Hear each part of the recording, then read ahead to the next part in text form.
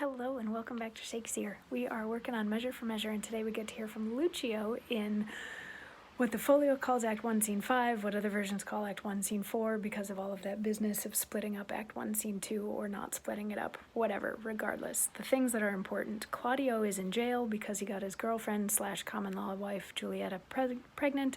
He is going to be beheaded 3 days from now. He asked Lucio to go speak to his sister to ask her to go plead with Angelo for leniency on this whole thing. Meanwhile, the Duke, who left Angelo in charge and told him to, follow the law as strictly as he wants to, did so to save his own reputation and to get some of these laws back into the habit of being enforced without having to be the bad guy that has to enforce them himself, because he hasn't been enforcing them for the last 14 to 19 years, depending on who you're talking to. And the Duke, meantime, though, doesn't fully trust Angelo, so he's gonna disguise himself as a monk so he can actually stay in Vienna and keep an eye on things without people knowing that he's still there keeping an eye on things. Anyway, so here we are in this particular scene, Act 1, Scene 5, or Act 1, Scene 4, depending on what version you're looking at. And this is the scene where Lucio goes to find Claudio's sister, who is becoming a nun. She is just about to take her vows. So we start at the monastery, and it's the sister, Isabella, and another one of the sisters in the abbey, and they're talking, and it's funny, Isabella is like, these are the only rules that we have, and the other sister's like, yeah, and they're pretty strict, and Isabella's like, no, I was hoping for stricter rules than what's here, but okay, fine, this'll do. And then Lucio yells hello, and the other nun freaks out. She's like, I'm not allowed to speak to men. You haven't taken your vows yet, so you can go talk to him. So you have to answer the door, because once you've taken your vows, you're not allowed to talk to men except for when the Mother Superior is there, and all of this sort of crazy stuff, whatever. So she disappears because she's not supposed to be around men, but she lets Isabella answer the door. And Lucio's like, I'm looking for Claudio's sister, and she's like, that's me. Why? What's wrong? And he's like, well, your brother's in jail because he got somebody pregnant. And she's like, oh, was it Giulietta, my cousin Giulietta? And he's like, she's your cousin? She's like, well, in the way that people exchange terms of familiarity, even though they may not actually be related. And he's like, well, then yeah, it's Giulietta, he got her pregnant. And Isabella's like, well, then let him marry her. And Lucio replies, this is the point.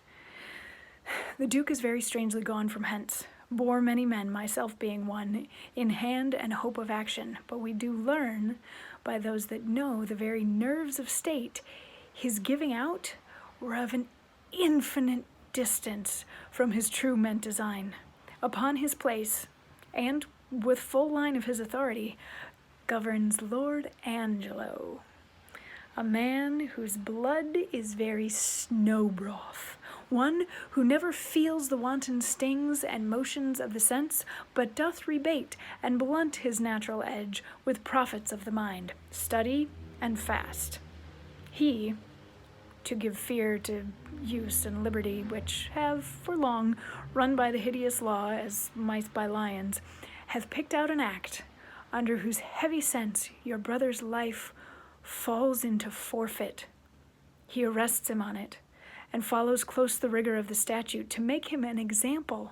All hope is gone unless you have the grace, by your fair prayer, to soften Angelo. And that's the pith of my business twixt you and your poor brother. So he's telling her sort of the state of affairs here. He's like, if the Duke was still around, yeah, he could just marry her and it wouldn't be that big of a deal.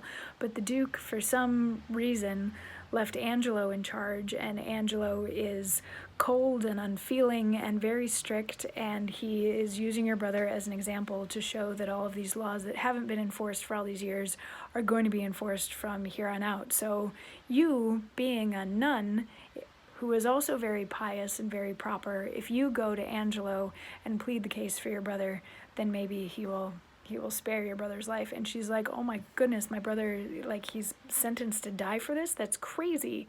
And Lucio's like, yeah, so we kind of got to do something about it now. And she's like, okay, I'm just going to go tell Mother Superior that I'm leaving, and then I'm going to go and I'm going to talk to Angelo. So Isabella's on it. We will get to see as the play progresses whether or not she is successful. And yeah, that's the end of this particular scene. And I think in both versions, it's the end of the act. So tomorrow we get into Act 2. And I will see you then for that. Mwah.